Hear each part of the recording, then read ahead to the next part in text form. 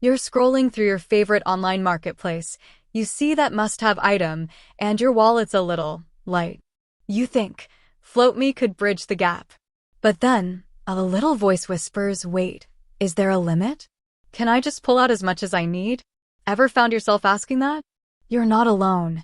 We live in a world of instant gratification, and services like floatme have stepped in to help us navigate those unexpected financial hiccups. They promise a helping hand, a way to access a small portion of your upcoming paycheck before payday. It's a tempting proposition, especially when you're facing a tight spot.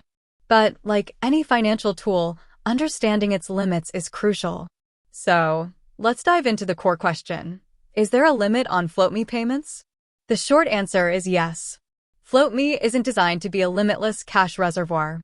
It's a tool for small, short-term needs. They're not going to hand you your entire paycheck early.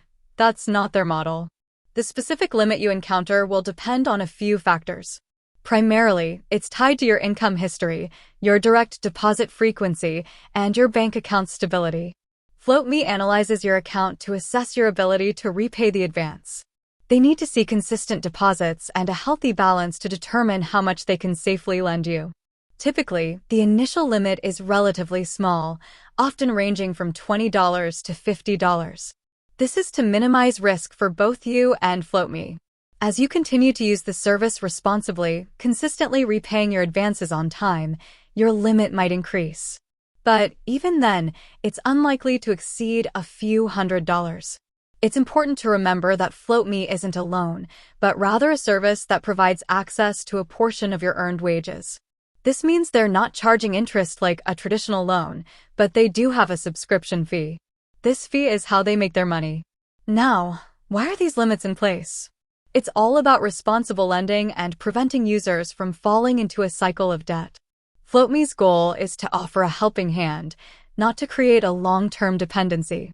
By setting limits, they encourage users to use the service judiciously and only when absolutely necessary. Furthermore, these limits help floatme manage their own risk.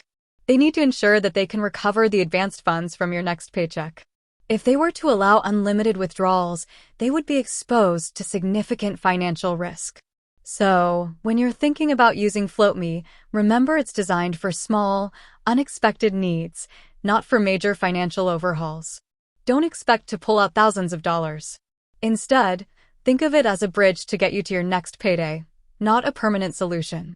Ultimately, the best approach is to manage your finances responsibly, budget carefully, and build an emergency fund.